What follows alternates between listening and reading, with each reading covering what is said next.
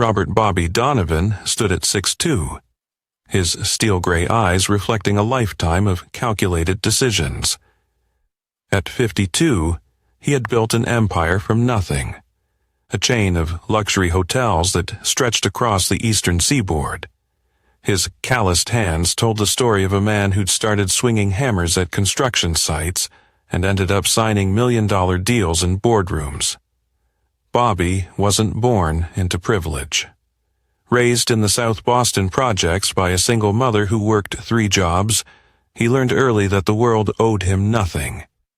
Every dollar earned, every connection made, every victory achieved came through relentless determination and an iron will that never bent, never broke, and never forgave. At 28, he'd met Linda Sullivan at a charity gala, a vibrant redhead with emerald eyes and a laugh that could light up a room. She was from old money, the kind that looked down on new wealth, but Bobby's raw ambition and unshakable confidence had drawn her in like a moth to a flame. Their whirlwind romance culminated in a wedding that made the society pages, though Linda's family had made their disapproval clear. "You're marrying beneath yourself," her mother had whispered during the reception, loud enough for Bobby to hear. He'd smiled that cold smile that would become his trademark, filed the slight away in his memory, and continued building his fortune with laser focus. 24 years of marriage had produced 2 children. Ashley, now 22 and fresh out of Yale with a business degree, and Michael, 19, studying abroad in London. Bobby had given them everything: the best schools, opportunities their mother's family could never afford, and most importantly, his own razor-sharp instincts for reading people. Ashley had inherited more than his dark hair and penetrating gaze. She possessed his ability to see through facades, to catalog every slight and betrayal, and to never forget who stood with her when it mattered. She was the child who'd worked summers at his construction sites instead of lounging at country clubs, who'd learned to spot weakness and exploit it with surgical precision. Michael, softer around the edges but equally intelligent, had always been Linda's favorite. Perhaps because he reminded her of her first love. A detail Bobby had discovered years ago, but filed away for future use. The boy had his mother's trusting nature, a quality Bobby viewed as both a blessing and a curse. Linda had changed over the years.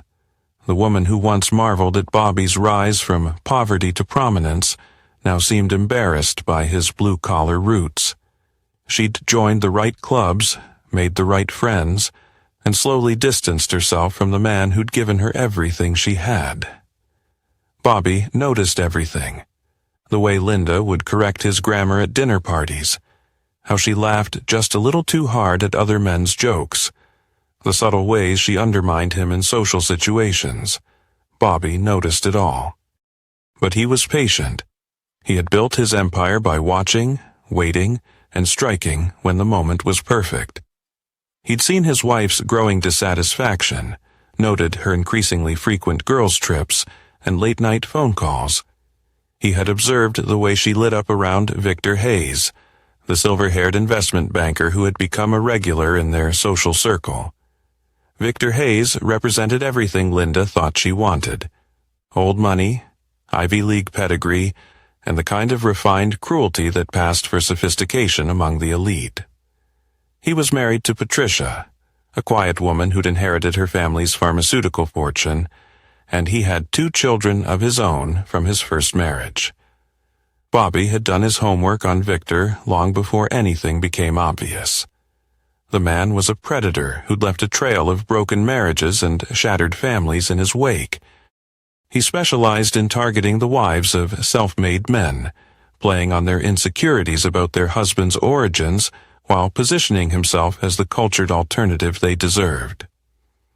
As Linda's retirement dinner approached, she was leaving her position as director of the Children's Hospital Foundation, a role Bobby's donations had helped her secure. Bobby sensed the endgame approaching. The signs were all there. Her newfound confidence, the way she'd stopped asking his opinion on decisions, the subtle changes in her behavior that spoke of a woman preparing to make a dramatic move. What Linda didn't understand was that she was playing chess against a grandmaster who had spent decades studying every move on the board. Bobby had built contingencies within contingencies, and when the inevitable betrayal came, he would be ready. The Meridian Club's crystal chandeliers cast golden light across the assembled crowd of Boston's elite. Linda's retirement dinner had drawn nearly 200 guests, colleagues from the hospital, society friends, board members from various charities and family. Bobby moved through the crowd with practiced ease, his charcoal suit impeccably tailored, playing the role of devoted husband to perfection.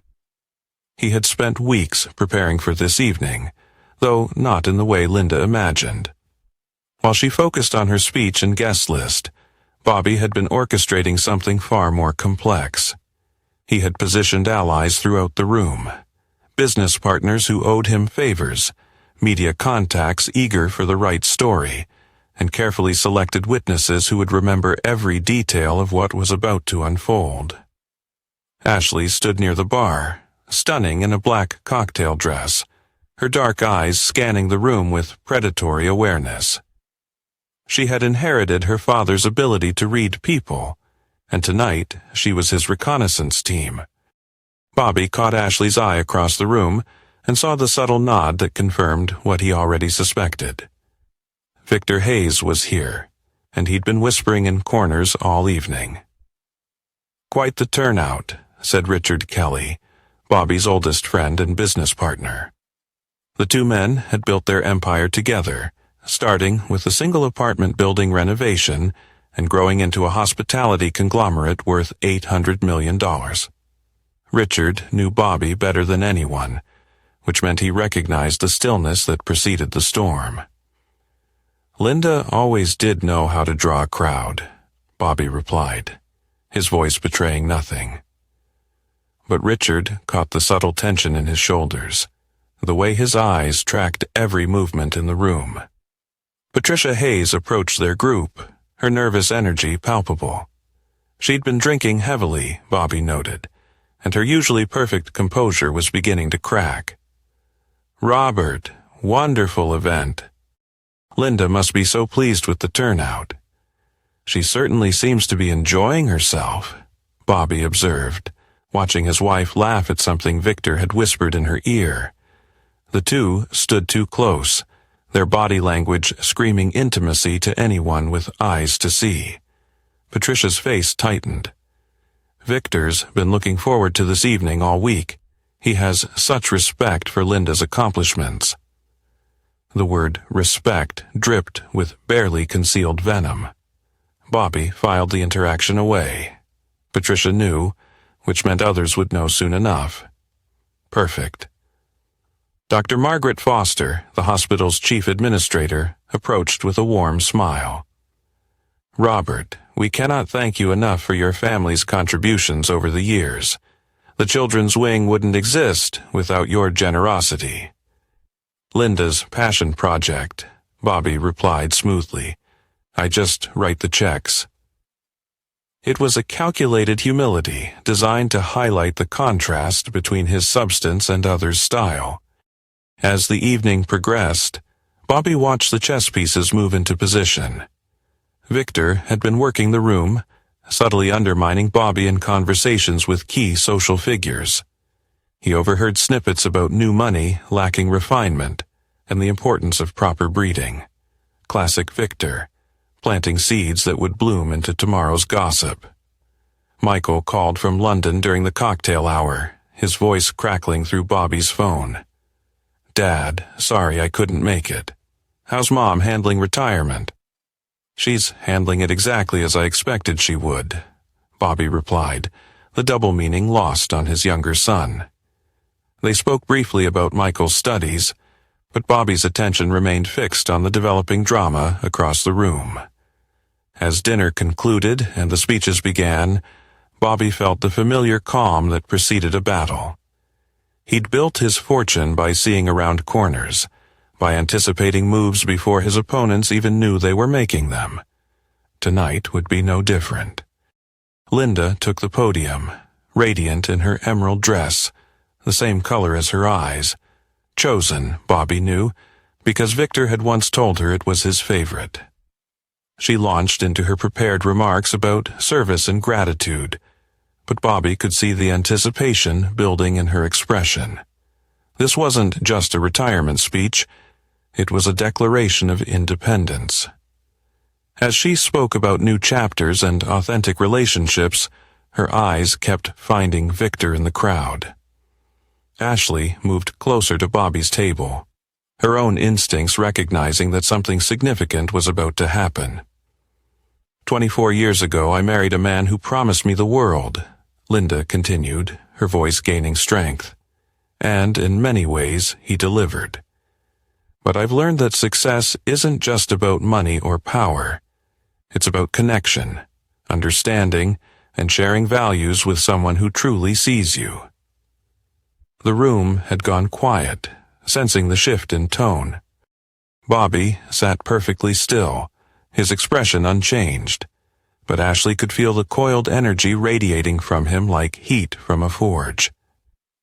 Tonight, as I close one chapter of my life, I want to thank the people who've shown me what authentic love looks like.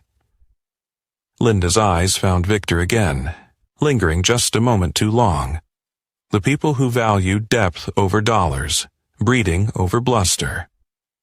A few uncomfortable murmurs rippled through the crowd. Bobby's smile never wavered. So I raise this glass to my real family, the people who've made me proud, who understand what it means to have class and character. She lifted her champagne flute, her gaze sweeping over Victor, his children from his first marriage who were present tonight, and conspicuously avoiding her own table. Bobby saw Ashley's hands clench into fists, saw the recognition dawning on faces throughout the room. The applause that followed was scattered and uncertain. Then Linda's eyes landed on Bobby, and her expression hardened into something he'd never seen before, pure contempt mixed with triumphant cruelty. "You can leave," she said, her voice carrying clearly in the sudden silence. The silence that followed Linda's words was deafening. 200 of Boston's most influential people sat frozen, champagne glasses halfway to lips, napkins clutched in white-knuckled fists. The words hung in the air like a blade suspended over the entire social order. They all knew and understood. Bobby rose slowly, his movements deliberate and controlled. His face showed nothing, no anger, no hurt, no surprise, just the cold calculation that had made him millions and would now make his enemies pay. As he stood, his steel-gray eyes swept the room once, cataloging every face, every expression, every person who would witness what came next. But then Ashley stood too. At 22, Ashley Donovan commanded attention in any room, but tonight she was magnificent in her fury. Her dark hair caught the light as she turned to face her mother, and when she spoke her voice carried the same authority that had built the Donovan empire. "No," she said simply, the word cutting through the silence like a gunshot. "He won't be leaving, but you will." Linda's triumphant expression faltered. "Ashley, sit down. You don't understand." "I understand perfectly." Ashley's voice never rose, but it carried to every corner of the room. "I understand that you just publicly humiliated the man who built everything you're standing on. The man whose money paid for your designer dress, your jewelry, this entire event." She gestured elegantly around the room, her movements controlled but predatory. "I understand that you just betrayed the man who saved you from being another trust fund failure, living off Daddy's diminishing fortune." Gasps echoed through the crowd. Patricia Hayes had gone pale as death, recognizing the implications. Victor Hayes stepped forward, his politician smile firmly in place, but Ashley's gaze stopped him cold. "And I understand," Ashley continued, her eyes never leaving her mother's face, "that you think you're trading up. From the son of a construction worker to old Boston money, from new wealth to established bloodlines." Linda's face had gone white, then red. "Ashley Elizabeth Donovan, you will not speak to me this way. I will speak to you exactly the way you deserve to be spoken to." Ashley took a step forward, and Linda instinctively stepped back. "Tell me, Mother, when exactly did you decide that the man who gave you everything wasn't good enough anymore? Was it when Mr. Hayes started filling your head with stories about proper breeding? When he convinced you that Dad's success was somehow lesser because he earned it instead of inheriting it?" The crowd was riveted. This wasn't just family drama. It was a social earthquake that would reshape Boston's power structure. Cell phones appeared, discreetly recording what would become the most talked-about scandal in recent memory. "Your father," Linda began, but Ashley cut her off with a laugh that could have frozen blood. "My father built a fortune of $800 million from nothing. He employs over 3,000 people. He's donated $50 million to charities in this city alone. And you?" Ashley's smile was razor-sharp. "You ran a foundation that spent other people's money to throw parties for yourself." Bobby watched his daughter with something approaching awe. This wasn't planned. She was improvising, following instincts he'd trained into her since childhood. She was magnificent. Ashley turned to address the crowd directly. "Ladies and gentlemen, my mother seems to have forgotten where she came from. So, let me remind everyone." Her voice carried effortlessly through the ballroom. "When my father met her, the Sullivan family fortune consisted of a mortgage-heavy house in Beacon Hill and mounting debts from her father's gambling addiction. Dad didn't just marry Mom, he saved her entire family from bankruptcy." The revelation hit the room like a bomb. The Sullivan family's financial troubles had been carefully hidden for decades, but Bobby had discovered the truth during their engagement and quietly paid off their debts as a wedding gift. "So, when Mom talks about real family and authentic love," Ashley continued, "remember that she's talking about abandoning the man who rescued her family from ruin for someone who promises her a different kind of respectability." Linda found her voice again, shrill with desperation. "You don't know what you're talking about. Your father, he doesn't understand. I understand perfectly." Bobby spoke for the first time since standing up. His voice was quiet, but it carried absolute authority. "I understand that you've been planning this humiliation for months. I understand that you thought you could destroy me in front of everyone who matters in this city." He stepped closer to his wife, and she shrank back. "What you don't understand, Linda, is that you just declared war on someone who has never lost." Victor Hayes finally found his voice, stepping protectively near Linda. "Now, see here, Donovan, there's no need for threats." "That wasn't a threat," Bobby replied calmly. "That was a promise."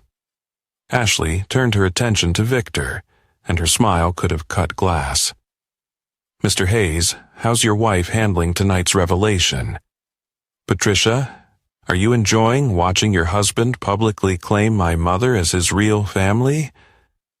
Patricia Hayes had been silent throughout the confrontation, but now she stood on unsteady legs. The alcohol had loosened her tongue, and years of humiliation poured out in a voice thick with rage. "Victor promised me he was done with his affairs. Promised me Linda was just a friend." She laughed bitterly. "But I hired investigators 6 months ago. I know about the apartment he rented for your mother, Linda. I know about the trips to Martha's Vineyard. I know about the joint investment accounts." The bomb kept exploding. Linda's face went ash gray as Patricia continued. I also know about the prenup Victor insisted on before our marriage. He gets nothing if I divorce him for unfaithfulness. Nothing." Patricia's voice grew stronger with each word. "But if I can prove financial misconduct, fraud, or criminal activity—" She smiled with savage satisfaction. "Well, that changes everything." Bobby filed that information away instantly. Financial misconduct. He'd wondered what Patricia's angle would be, and now he knew. She wasn't just a betrayed wife. She was a woman with resources and legal standing. Ashley seized the moment. "Ladies and gentlemen, I think we've seen enough family bonding for one evening. Mother, I believe you said you wanted Dad to leave?" She gestured toward the exit. "The door works both ways." Linda looked around desperately, seeking allies in a room full of witnesses to her downfall. But Boston society was nothing if not practical. They'd just watched the Donovan family drama unfold, and everyone understood which side held the real power. "This isn't over," Linda said finally, her voice shaking with rage and fear. Bobby's smile was colder than winter in Boston Harbor.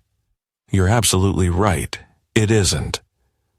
As Linda stormed toward the exit with Victor trailing behind her, Bobby placed a hand on Ashley's shoulder. His daughter had just chosen her side in a war that would reshape their family forever. "Well done," he said quietly, and Ashley understood that she'd just passed a test she hadn't even known she was taking. The evening wasn't over, but the battle lines were now clearly drawn. 3 days after the retirement dinner, Bobby Donovan sat in his private office on the 42nd floor of the Donovan Tower, Boston's skyline spreading beneath him like a chessboard, waiting for the next move. The mahogany desk that had once belonged to a railroad baron held neat stacks of documents, photographs, and legal papers, the ammunition for a war that Linda had started but would never finish. Richard Kelly occupied the leather chair across from the desk, a tumbler of bourbon in his hand despite the early hour. "The story's everywhere," he said, sliding a tablet across the polished surface. "Social media, gossip columns, even the business section. Hotel heiress humiliates husband seems to be the favorite headline." Bobby glanced at the screen without interest. He'd expected the media attention, had, in fact, orchestrated much of it through carefully placed contacts. Let them write their stories, it's just the opening move. Ashley entered the office, carrying a laptop and a thick manila folder. Her expression was focused and predatory. She'd spent the last 72 hours working with the intensity of someone who'd inherited her father's relentless drive. "I have the initial reconnaissance report," she announced, settling into the chair beside Richard. "Financial position?" Bobby asked. "Weaker than they appear," Ashley replied, opening her laptop. "Linda's been living beyond her means for the last 18 months. New wardrobe, expensive spa treatments, jewelry that she claimed were gifts from board members. The apartment Patricia mentioned, it's a 2-bedroom condo in Back Bay. Rent is $12,000 a month. Lease signed by Victor, but payments coming from a shell company Linda set up using our family trust seed money." Bobby's expression didn't change, but Richard could see the cold calculation in his eyes. "How much?" $140,000 so far, plus furnishing and decoration costs. She's been funneling money through her foundation's discretionary spending account. "That's embezzlement," Richard observed. "Not technically," Ashley corrected. "She has signatory authority on the family trust, and the foundation bylaws give her discretion over operational expenses. Legally gray, ethically black." Bobby leaned back in his chair, steepling his fingers. "What else?" Ashley's smile was sharp as a blade. "Victor's more leveraged than he wants anyone to know. His investment portfolio took a major hit during the last market correction, and he's been borrowing against Patricia's pharmaceutical fortune to cover his positions. He needs Linda's connections and our family's social standing to rebuild his client base. And Patricia, furious, humiliated, and ready for nuclear war. She contacted Morrison Blake and Associates yesterday, the divorce firm that specializes in destroying cheating husbands. She's also been meeting with federal investigators. Bobby's eyebrows rose slightly. Federal? SEC investigation into Victor's investment practices. Apparently, our friend has been playing fast and loose with client funds. Patricia's pharmaceutical company has been one of his biggest accounts, and she's discovered some irregularities in how he's been managing their pension fund. The pieces were falling into place beautifully. Bobby had always believed that his enemies would ultimately destroy themselves. He just needed to provide the right pressure at the right moments. Richard set down his bourbon. So, what's the play? Before Bobby could answer, his assistant's voice came through the intercom. Mr. Donovan, you have a call from Michael in London. Bobby picked up the phone, putting it on speaker. How's your semester going, son? Michael's voice was tight with anxiety. Dad, I've been seeing the news stories. Is it true? Did she really do that? Your mother made her position very clear, Bobby replied carefully. She's chosen a different path. But I don't understand. Why would she, after everything you've given us? Michael's voice trailed off, struggling with the reality of his parents' shattered marriage. Ashley leaned forward. Mike, she's been planning this for months. The retirement dinner was just her stage. Ashley, seriously, are you taking sides? I'm taking the side of truth, Ashley replied firmly. Dad built everything we have. Everything. Mom decided it wasn't enough, and she chose to humiliate him publicly instead of asking for a quiet divorce. There was a long pause. I need to come home, Michael said finally. Finish your semester, Bobby instructed. This will all be resolved by the time you graduate. After hanging up, Bobby turned his attention back to the war room. Phase 1 is complete. Linda has shown her true nature in front of everyone who matters.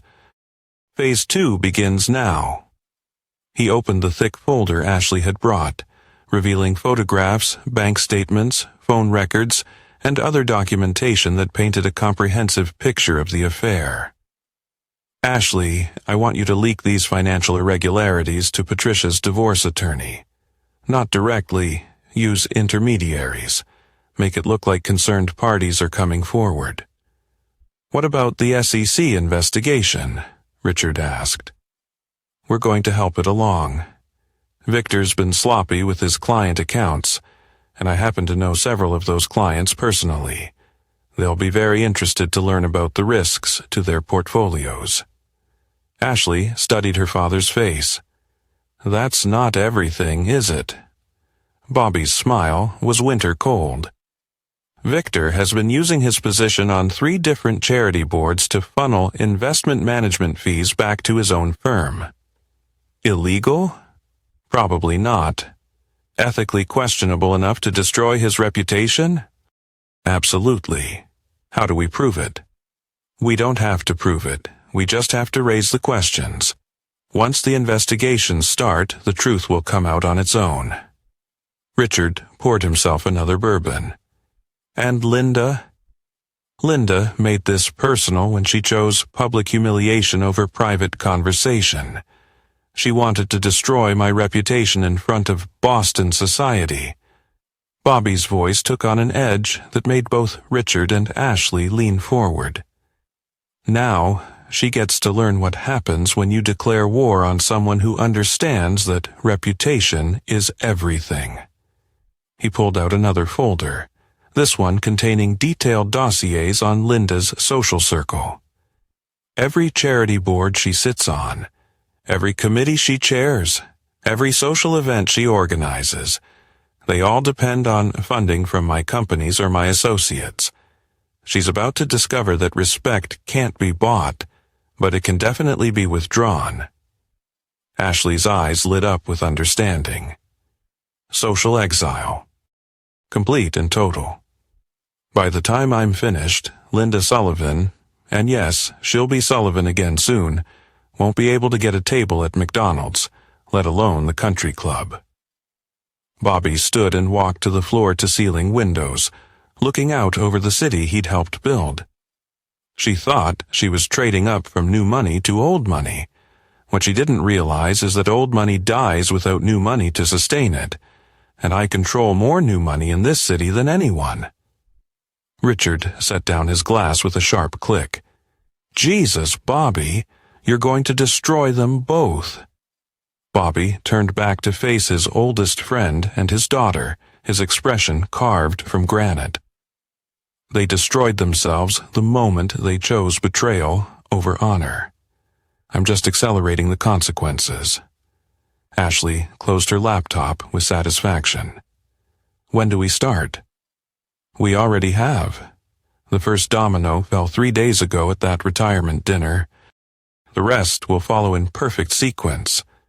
Bobby returned to his desk, pulling out a calendar marked with dates and notations. By Christmas, this will all be over. By New Year's, they'll both be gone from Boston entirely. And if they fight back? Richard asked. Bobby's laugh was colder than a North Atlantic winter. Let them try. They're fighting a war they don't even understand, against an enemy they can't see coming.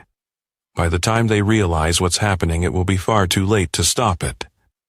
The war room fell silent as all three contemplated the systematic destruction that was about to unfold. Outside, Boston hummed with its usual energy, unaware that one of its most powerful families was about to reshape the social landscape forever. 2 weeks after the retirement dinner, the first cracks in Victor Hayes's carefully constructed world began to show. Bobby Donovan sat in his private box at Fenway Park, ostensibly watching the Red Sox battle the Yankees, but his real attention was focused on the text messages flowing across his phone like battlefield reports. Patricia Hayes filed for divorce this morning, Ashley reported, sliding into the seat beside him. She had driven directly from the courthouse, where her carefully cultivated contacts in the clerk's office kept her informed of every significant legal filing in the city, citing adultery, financial misconduct, and irreconcilable differences. Bobby nodded without taking his eyes off the field. Assets? She's seeking half of everything, plus punitive damages for the affair. More importantly, she's demanding a forensic audit of all investment accounts he's managed in the last 5 years.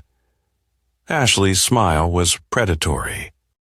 Apparently, some of his clients have been asking uncomfortable questions about their portfolio performance. Below them, the Red Sox turned a double play, and the crowd erupted in cheers. Bobby allowed himself a small smile, not for the baseball, but for the elegant precision of watching plans come together. The SEC investigation? He asked, expanding. 3 more clients have come forward with concerns about unauthorized trades. The pharmaceutical pension fund audit revealed some irregularities, Ashley responded, consulting her notes. Victor's been borrowing against client accounts to cover his personal trading losses.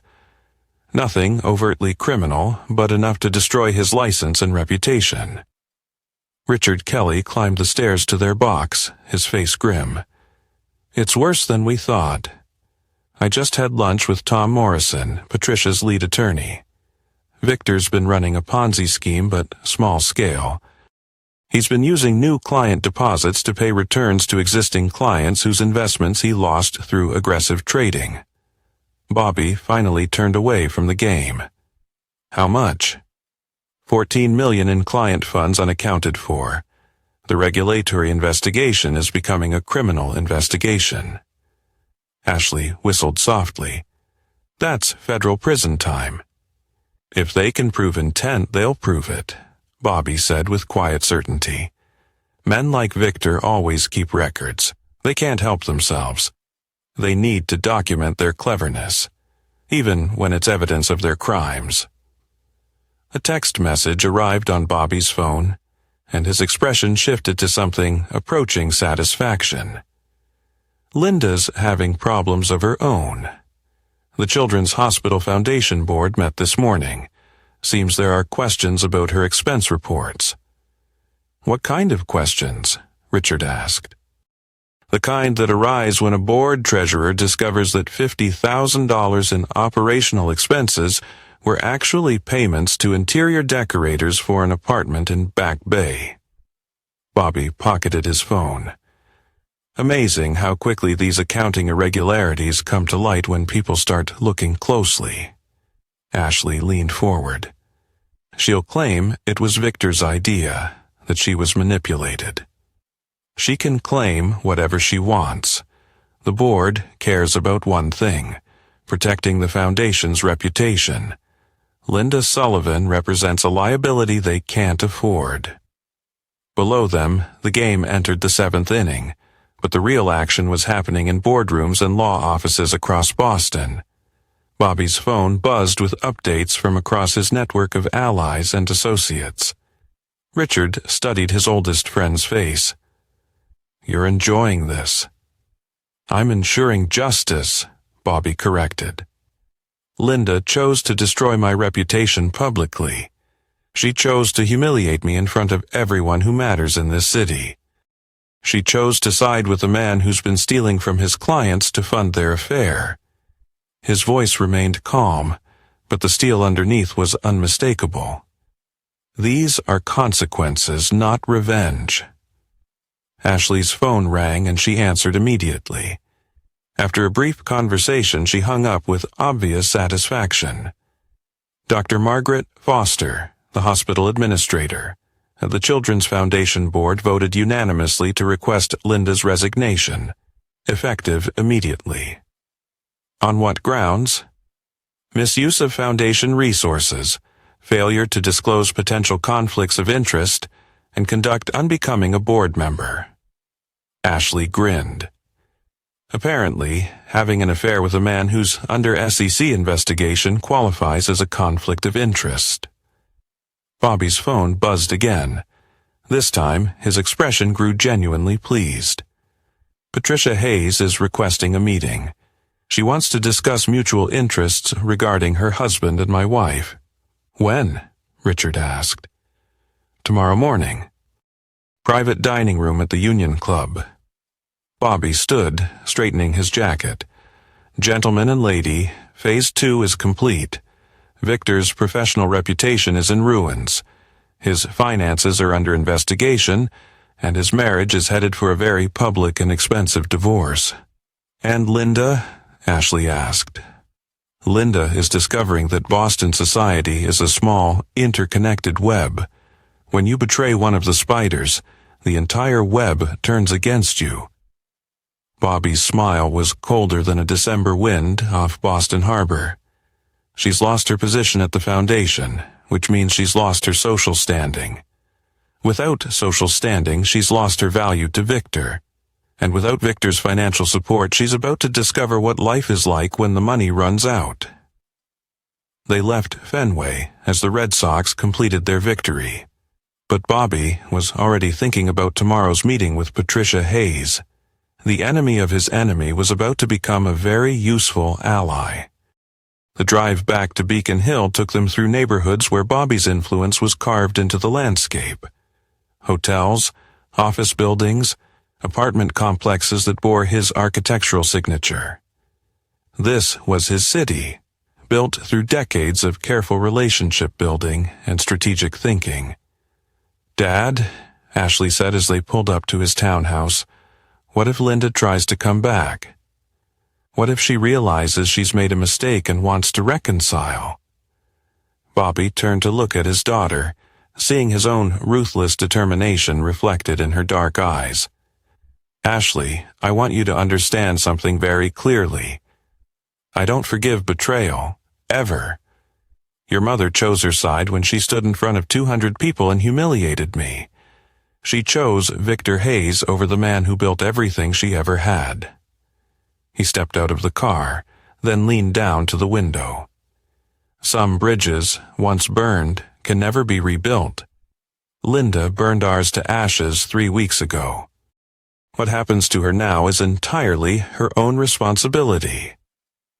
As his daughter drove away, Bobby stood on the steps of his Beacon Hill townhouse, a property he'd bought and renovated when Linda had complained that their suburban mansion wasn't prestigious enough. The irony wasn't lost on him.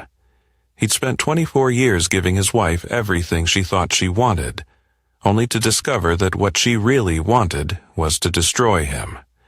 Tomorrow's meeting with Patricia Hayes would open Phase 3 of his campaign.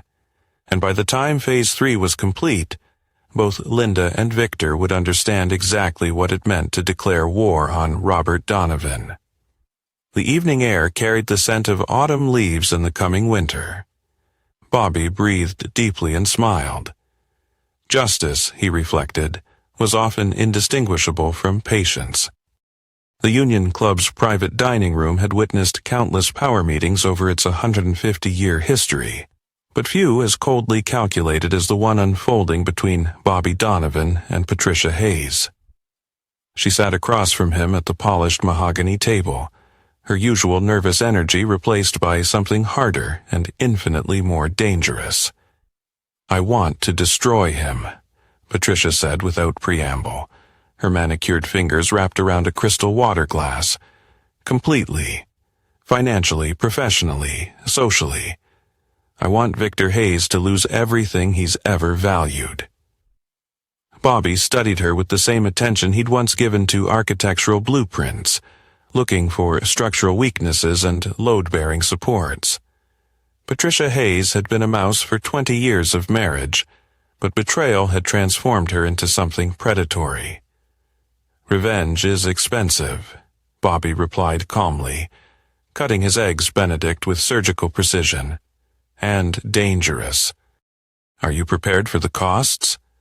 "My pharmaceutical company is worth $400 million, Patricia said flatly. "My personal portfolio is worth another $60 million. I'm prepared to spend whatever it takes." "I wasn't talking about money." Patricia's laugh was bitter as black coffee.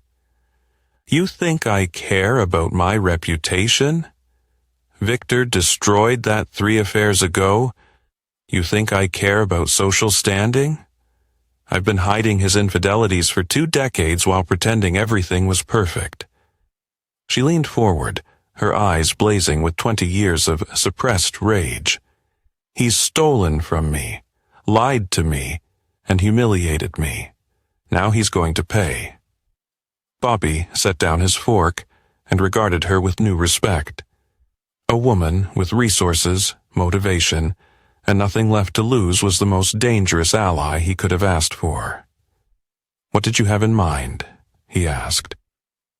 Patricia reached into her purse and withdrew a thick manila envelope. "These are copies of all the financial documents my attorney's forensic accountant discovered. Victor's been skimming client accounts for 18 months to cover his trading losses. The total theft is closer to $22 million. Bobby examined the documents, his expression neutral but his mind racing. The evidence was damning. Bank transfers, forged investment statements, falsified audit reports.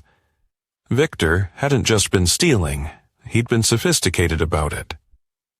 "How many clients?" Bobby asked. 17 major accounts, including my company's pension fund, 6 smaller individual accounts. The SEC investigation will become a federal prosecution within 60 days.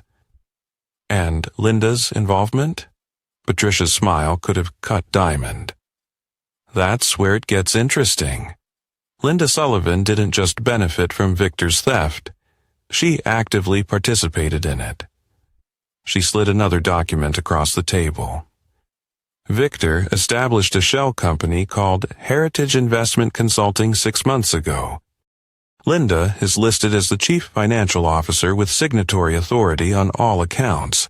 The apartment in Back Bay, The trips to Martha's Vineyard, the jewelry, all of it was paid for through Heritage using stolen client funds. Bobby felt the cold satisfaction of seeing an enemy walk into a trap of their own making. She wasn't just unfaithful. She was an accomplice to federal crimes. $22 million in theft, wire fraud, securities fraud, and conspiracy. Linda Sullivan was looking at 10 to 15 years in federal prison. Patricia's voice carried the satisfaction of a woman who'd finally found the weapon she needed. Unless, of course, she cooperates with prosecutors and testifies against Victor. The pieces clicked into place in Bobby's mind like tumblers in a lock. She'll flip on him to save herself. Almost certainly, which means Victor loses his wife, his freedom, and his dignity. Patricia sipped her water delicately. But that's not enough for me. Bobby raised an eyebrow. What else did you have in mind? I want him to understand what it feels like to lose everything while watching someone else benefit from his destruction. Patricia's eyes glittered with malice. I want him to watch me rebuild the life he tried to destroy using the very assets he thought he could steal. How? Patricia smiled, and Bobby realized he'd underestimated the depth of her transformation from victim to predator. I'm acquiring Victor's investment firm. Hostile takeover, using insider information about his criminal activities to drive down the stock price. I'll buy it for pennies on the dollar, then restructure it as a division of my pharmaceutical company. That's completely legal? Patricia finished her thought with a razor-sharp smile. Aggressive, ruthless, and perfectly legal. Victor's clients will get their money back from me. His employees will keep their jobs working for me. His office, his reputation, his entire professional identity will become part of my empire. Bobby leaned back in his chair, genuinely impressed. Patricia Hayes had just outlined a plan that would give her everything Victor had tried to steal while positioning her as the hero who saved his victims. There's one more thing, Patricia continued. I want Linda Sullivan prosecuted to the fullest extent of the law. I want her to serve every day of her sentence in federal prison, and I want everyone in Boston to know that crossing Patricia Hayes comes with consequences. Bobby considered the proposal. Allying with Patricia would give him access to financial resources and legal firepower that could accelerate his own campaign against Linda and Victor. But it would also tie his reputation to a woman who was proving herself capable of industrial-scale vengeance. What do you need from me? He asked finally. Your connections in the federal prosecutor's office, your influence with the media, your ability to make sure that when this story breaks, it breaks exactly the way we want it to.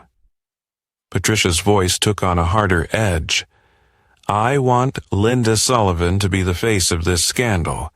I want every newspaper, every TV station, every social media outlet to focus on the hotel heiress who threw away everything for a criminal affair. Bobby's phone buzzed with a text from Ashley. Linda tried to access the family trust accounts this morning. All transfers blocked per your instructions. She's panicking. He showed the message to Patricia, who smiled with genuine pleasure. The net is closing faster than she realizes, Bobby agreed. Linda has been living beyond her means for months, counting on continued access to family money. Without that access, she can't maintain the lifestyle Victor promised her. How long before she breaks? Days, not weeks? Linda has never experienced real financial pressure. She's never had to choose between paying rent or buying groceries. She's never had to explain to friends why she can't afford the lifestyle they expect. Bobby's smile was predatory. She's about to get a very expensive education and consequences. Patricia raised her water glass in a mock toast to justice, to accountability. Bobby clinked his glass against hers, to justice. As they concluded their meeting, Bobby felt the familiar satisfaction of watching a complex plan reach critical mass.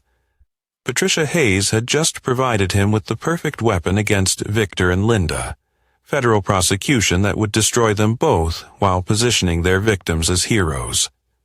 Phase 3 was now fully operational. Victor would face criminal charges that would end with federal prison. Linda would face a choice between betraying her lover or joining him behind bars, and Patricia Hayes would emerge from the wreckage as a powerful businesswoman who turned betrayal into triumph. Bobby Donovan walked out of the Union Club knowing that his enemies had sealed their own fate. Linda had wanted to humiliate him in front of Boston society. Instead, she'd given him the perfect opportunity to demonstrate what happened when someone declared war on a man who never forgot and never forgave. The winter wind cut through the streets of Boston as Bobby stepped into his waiting car.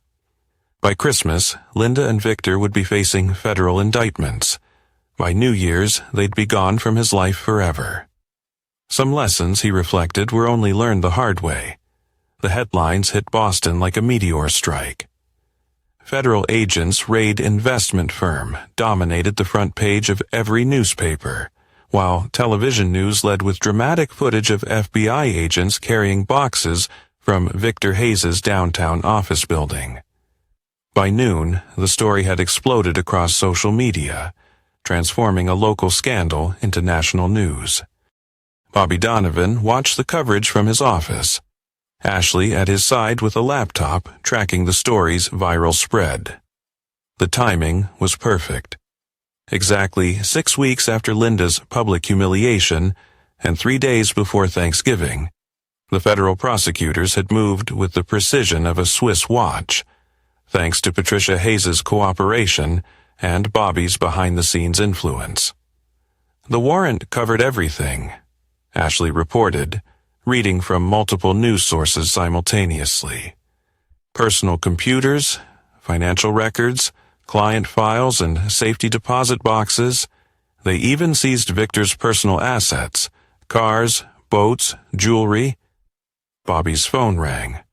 Richard Kelly's voice was tight with excitement. "Are you watching the news?" "Every channel," Bobby replied. "What's the word from your contact at the U.S. Attorney's Office?" "Sealed indictments for Victor Hayes and Linda Sullivan.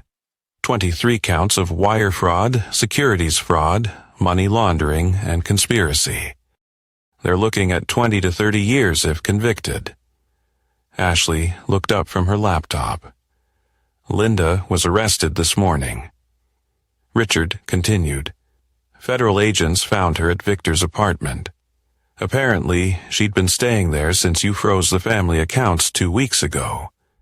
The irony was exquisite. Linda had moved in with Victor, thinking she was trading up to a more secure future, only to discover that his financial empire was built on stolen money. Now she was facing federal prison because of her association with a man she'd thought represented security and respectability. "What about Michael?" Bobby asked. His younger son had been calling daily from London, trying to understand how his family had disintegrated so completely. "I spoke to him this morning," Ashley replied. "He's devastated, but he understands." Seeing Mom's mug shot on international news sites was apparently the final wake-up call. Bobby walked to his floor-to-ceiling windows, looking out over a city where his influence had just reshaped the landscape of power and consequence. Below, afternoon traffic moved through streets lined with buildings he'd developed, hotels he'd built, and landmarks he'd helped preserve. This was his Boston, and Linda had tried to destroy his place in it. His phone buzzed with a text from Patricia Hayes. "Justice served. Thank you for your partnership. VH in federal custody, no bail. LS cooperation negotiations begin tomorrow." Ashley read the message over his shoulder. "She's going to flip on him." Of course she is. Linda has never faced real consequences for anything in her life. The prospect of 30 years in federal prison will make her very cooperative. Bobby turned back to face his daughter, which means Victor loses his only potential ally and gains the testimony that will convict both him and Linda. Bobby's expression hardened. Linda will serve reduced time in exchange for her testimony. 5 to 7 years, probably. Long enough to understand exactly what she threw away when she chose betrayal over loyalty. The afternoon brought a parade of calls from reporters, social media contacts, and business associates. The story had every element that made for compelling news: wealth, betrayal, federal crimes, and a love triangle that had destroyed 3 families. Bobby handled each interview with calculated precision, expressing shock and disappointment while carefully avoiding any appearance of vindictiveness. "I'm heartbroken for my children," he told the Globe reporter. "They're learning that their mother chose to participate in crimes that hurt innocent families. No parent should have to watch their children process that kind of betrayal." By evening, the story had reached the network news. CNN led with Boston socialite arrested in investment fraud scheme, while Fox News focused on federal raids uncover $1 million theft ring. Each report included footage of Linda being led away in handcuffs, her carefully maintained image destroyed in a single morning. Ashley closed her laptop with satisfaction. The social media response is brutal. Linda Sullivan is trending, and it's not sympathetic. Her charity work is being re-examined. Her foundation activities are under scrutiny, and everyone's wondering how much she knew about Victor's crimes. "Everything," Bobby said simply. "She knew everything because she participated in everything." Linda Sullivan wasn't an innocent victim of a charming sociopath. She was a willing partner in federal crimes. Richard arrived at the office carrying a bottle of 25-year-old bourbon and 3 glasses. "I thought this called for a toast," he said, pouring generous measures for each of them. "To what?" Ashley asked. "To justice," Bobby replied, raising his glass to the principle that actions have consequences, and betrayal has a price. They drank in silence, contemplating the systematic destruction of 2 people who had tried to destroy Bobby's reputation and steal his dignity. The campaign had taken 6 weeks from conception to completion, moving with the inevitability of a glacier but the precision of a surgeon's blade. "What happens now?" Richard asked. "Now we watch the trial," Bobby replied. "We watch Linda testify against the man she thought she loved. We watch Victor discover what happens when you build your life on other people's money. And we watch Boston society learn that some betrayals come with consequences that last for decades." Ashley poured herself another small measure of bourbon. "Do you think she'll try to contact you? Ask for help or forgiveness?" Bobby's laugh was colder than Boston Harbor in January. "I'm sure she will. Linda still believes the world revolves around her wants and needs. She'll probably write letters from prison explaining how Victor manipulated her and how she's the real victim in this situation. And if she does, I'll return them unopened." Linda Sullivan made her choice when she stood in front of 200 people and told me to leave. She chose to humiliate me, to betray our marriage, and to participate in crimes that hurt innocent families. Bobby's voice carried the finality of a judge's gavel. Some choices can't be undone, some words can't be taken back, and some betrayals can't be forgiven. The office fell quiet as darkness settled over Boston.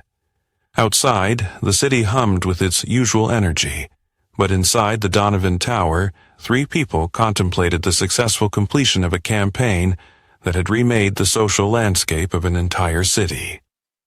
Bobby's phone rang one final time. Michael's voice was heavy with exhaustion and acceptance. "Dad, I saw the news. I'm sorry. I'm sorry for not seeing who Mom really was." "You saw who you needed to see," Bobby replied gently. Children should be allowed to love their parents without reservation. That's what childhood is for. What happens to our family now?" Bobby looked at Ashley, who was listening to the conversation with the intensity of someone learning important lessons about loyalty and consequence. "Our family consists of the people who choose loyalty over betrayal, who choose truth over convenience, and who understand that love means standing together when things get difficult." "So, Ashley and me?" "Ashley and you," Bobby confirmed, "and anyone else who proves they deserve a place in it." After hanging up, Bobby stood once more at his windows, looking out over the city he'd helped build. Linda Sullivan would spend the next 5 to 7 years in federal prison, thinking about the choice she'd made and the life she'd destroyed. Victor Hayes would spend the next 20 to 30 years behind bars, understanding that stealing from your clients to fund an affair was the kind of mistake that ended everything. And Bobby Donovan would continue building his empire, secure in the knowledge that in Boston his word was still law, and his enemies still learned eventually not to test his resolve. Justice, he thought, was often indistinguishable from patience, and he'd always been a very patient man. 8 months after the retirement dinner that started it all, Bobby Donovan sat in the front row of Federal District Court, watching his wife of 24 years take the witness stand against her former lover. Linda wore an orange jumpsuit that drained all color from her face, her once perfect hair now styled by prison barbers, her manicured nails replaced by unpolished stubs. The transformation was complete. The woman who had once commanded Boston society from her perch at top charity boards and country club committees now looked like exactly what she was, a federal prisoner hoping to reduce her sentence by destroying the man she'd claimed to love. Ashley sat beside her father, taking notes on every word of testimony.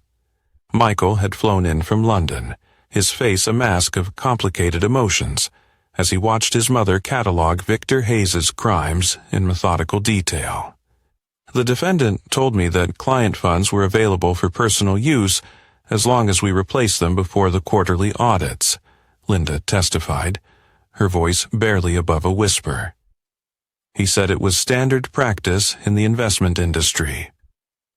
Victor Hayes sat at the defendant's table, his silver hair now completely white, his expensive suits replaced by an orange jumpsuit identical to Linda's. 8 months in federal custody had aged him 20 years, and his once commanding presence had withered into something hollow and desperate. "Did you believe that was true?" asked Assistant U.S. Attorney Sarah Collins, a sharp-eyed prosecutor who had built her career destroying white-collar criminals.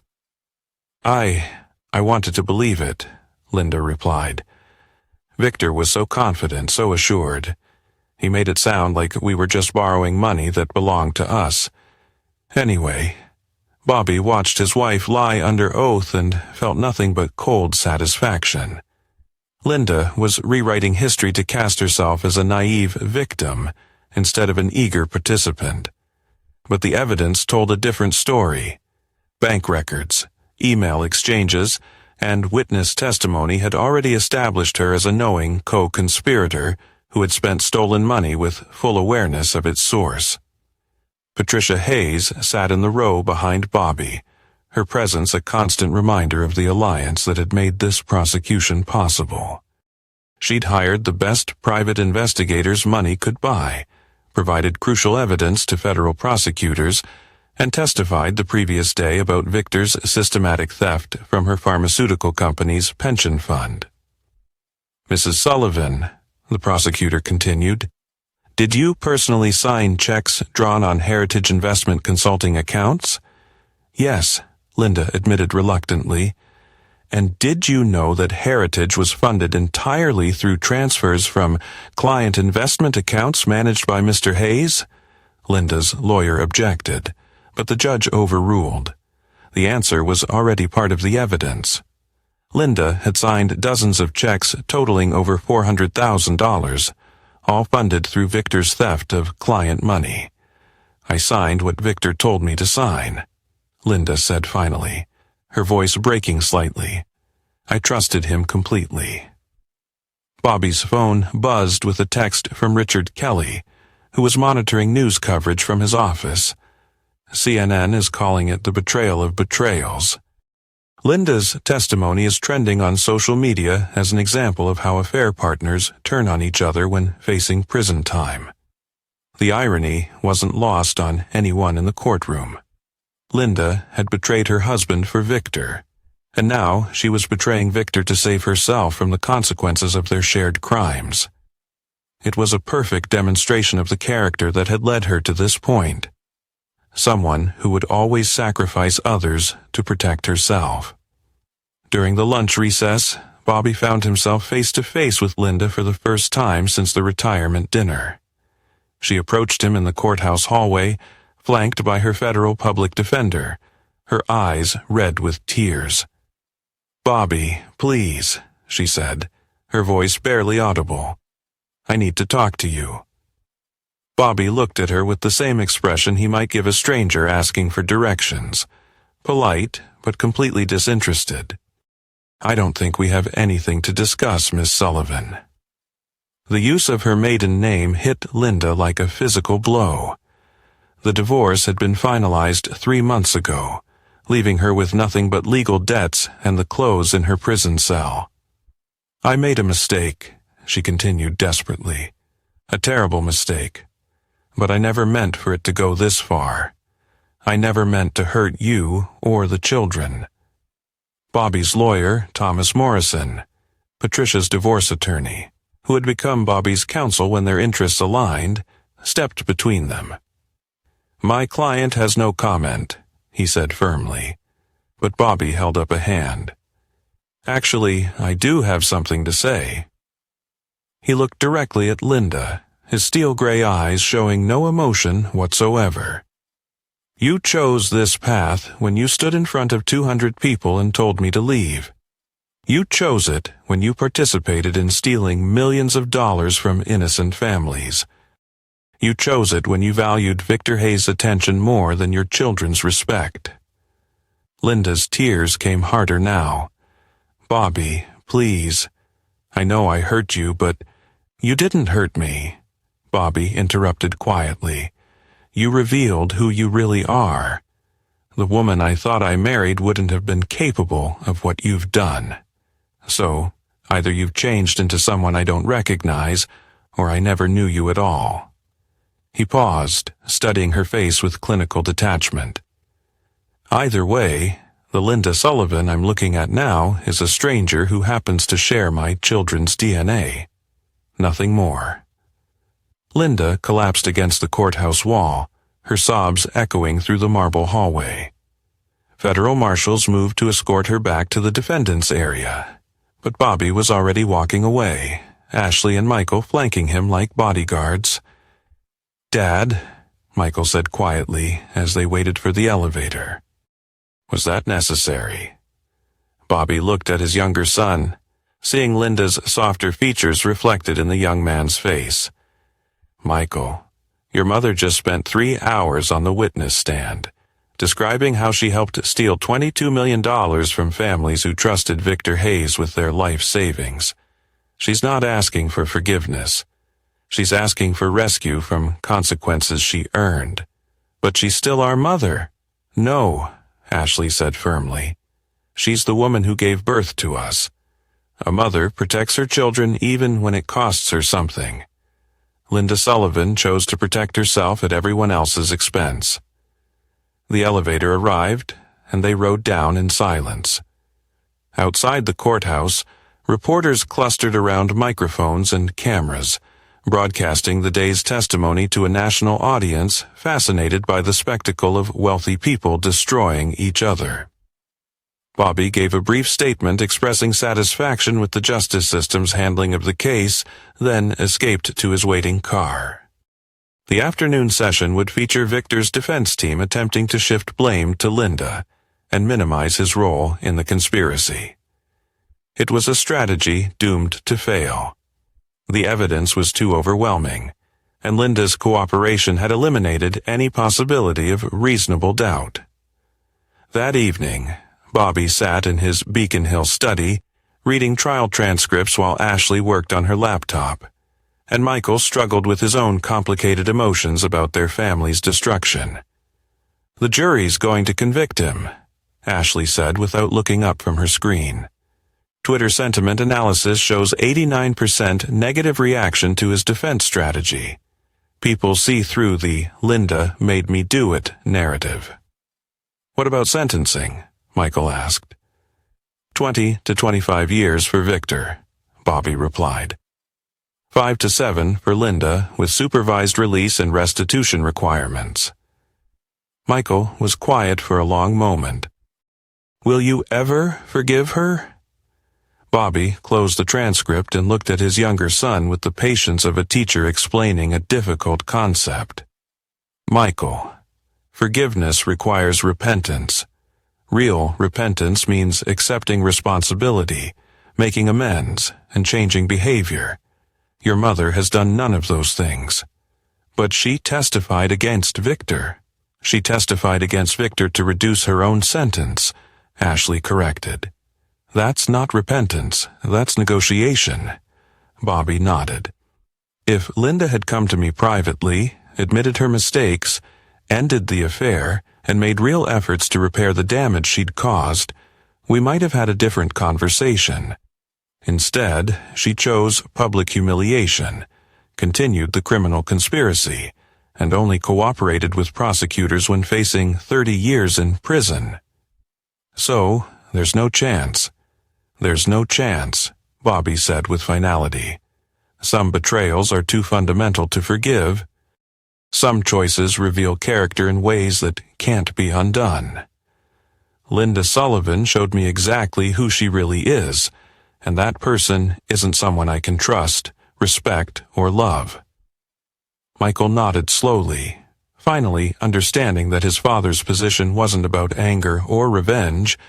It was about accepting reality and protecting himself from future betrayal. Outside, Boston settled into another winter night. But inside the Donovan family townhouse, 3 people contemplated the end of one family and the beginning of another. Tomorrow would bring closing arguments and, within days, a verdict that would send Victor Hayes to federal prison for the rest of his life, and Linda Sullivan into a future she'd never imagined when she raised that glass at her retirement dinner. Justice, Bobby reflected, was often indistinguishable from inevitability. 6 months after the verdict, Victor Hayes had been sentenced to 28 years in federal prison. Linda Sullivan to 6 years with supervised release. Bobby Donovan stood in the boardroom of Donovan Enterprises, looking out over a Boston skyline that reflected his complete victory. The morning newspaper lay folded on the conference table, its headline reading, "Hayes Investment Firm Assets Sold to Pharmaceutical Heiress." Patricia Hayes had completed her acquisition of Victor's former company, transforming herself from victim to victor in a single strategic move. She now controlled a combined enterprise worth over $600 million, while her ex-husband counted days in a federal penitentiary in Pennsylvania. Ashley entered the boardroom carrying coffee and financial reports, her MBA from Wharton, making her an increasingly valuable partner in expanding the family empire. At 23, she'd proven herself as ruthless and strategic as her father, but with a modern sensibility that opened doors he had never considered. "The London deal is finalized," she announced, spreading documents across the mahogany table. "Michael's architecture firm will design our new hotel development in Mayfair. Estimated value, $100 million. Bobby smiled with genuine pride. Michael had channeled his grief over their family's destruction into academic excellence, graduating early from London Business School and launching his own architectural consultancy. His first commission, designing a luxury hotel for his father's company, would establish him as a major player in European development. "He's calling it Donovan House London," Ashley continued. "Traditional British design with modern American functionality. The drawings are beautiful." Richard Kelly knocked and entered, carrying a bottle of champagne, and wearing the satisfied expression of a man who'd watched all his enemies destroy themselves. I thought we should celebrate. Forbes just released their annual rankings. Donovan Enterprises is now valued at $1.2 billion. Bobby accepted a glass of champagne, but didn't drink immediately. Success meant nothing without someone to share it with. And he'd learned to measure victory not just in dollars, but in the strength of remaining relationships. "Any word from federal prison?" Richard asked. "Linda writes letters," Ashley replied dismissively. "Same theme every time. She's sorry she was manipulated. She wants another chance. Dad returns them unopened." "And Victor?" Silence. His appeal was denied last month, and Patricia's divorce settlement cleaned out everything he had left. He'll die in federal prison exactly as he deserves. Bobby finally sipped his champagne, savoring the taste of closure. 18 months had passed since Linda's retirement dinner, and the transformation was complete. His enemies were destroyed. His children had chosen loyalty over convenience, and his business empire was stronger than ever. "There's something else," Ashley said, producing a thick envelope from her briefcase. "Patricia Hayes asked me to give you this." Bobby opened the envelope to find a formal letter on Hayes' pharmaceutical letterhead. "Robert, the final asset recovery is complete. Victor's victims have been fully compensated through the liquidation of his assets and insurance claims. Justice has been served and healing can begin. Thank you for your partnership in ensuring accountability. With respect and gratitude, Patricia Hayes." Attached was a check for $50 million, Bobby's share of the asset recovery from Victor's criminal enterprise. Money that had been stolen was now being returned to benefit legitimate causes. "She's endowing a business ethics program at Harvard," Ashley explained. "Named after the victims of investment fraud. She wants you to be a founding board member." Bobby considered the proposal. Patricia Hayes had proven herself a valuable ally and a formidable businesswoman. Working together on legitimate enterprises made strategic sense and would cement their victory over their former tormentors. Besides, he decided, ethics education might prevent the next Victor Hayes from destroying innocent families. Richard raised his glass. "To justice, accountability, and the power of consequences." "To family," Ashley added, "chosen by loyalty rather than biology." "To the future," Bobby concluded, "built on foundations that can't be shaken by betrayal or destroyed by weakness." They drank together, three people who'd survived a war that had reshaped Boston's social landscape and emerged stronger than before. Outside, the city hummed with afternoon energy, but inside the boardroom of Donovan Enterprises, a new chapter was beginning. Bobby's phone buzzed with a text from Michael in London. "Dad, hotel design approved by city planning. Construction starts next month. Thank you for believing in me when everything fell apart. See you at Christmas, M." The message triggered a memory of Linda's retirement dinner when she praised her real family while dismissing the ones who'd actually earned her pride. The irony was perfect. Her biological children had proven themselves worthy of respect through loyalty and achievement, while her chosen family had revealed themselves as criminals and conspirators. "Speaking of Christmas," Ashley said, consulting her calendar, "Patricia invited us to her holiday party. It's become the social event of the season. Everyone wants to meet the woman who destroyed Victor Hayes and rebuilt his empire." Bobby nodded approvingly. Patricia's rise from victim to victor had inspired other wives of cheating husbands to take aggressive action against their tormentors. She'd become a symbol of female empowerment and strategic revenge while maintaining perfect respectability. "We'll attend," he decided. "It's important to be seen supporting allies who share our values." Richard finished his champagne and stood to leave. "Bobby, can I ask you something personal?" "Always." Do you ever regret how completely you destroyed them? Victor's in prison. Linda's reputation is ruined forever. Their lives are essentially over. Some people might call that excessive. Bobby considered the question with the seriousness it deserved. Richard, they didn't just betray me personally. They stole from innocent families to fund their affair. They hurt people who trusted them with life savings and retirement funds. Linda chose to humiliate me publicly instead of asking for a divorce privately. Victor chose to steal millions instead of earning money honestly. He walked to the window, looking out over the city he'd helped build. I didn't destroy them. I simply ensured they faced consequences for choices they made freely. They destroyed themselves through greed, betrayal, and criminal behavior. And if Linda was released tomorrow and asked for forgiveness, Bobby's expression didn't change.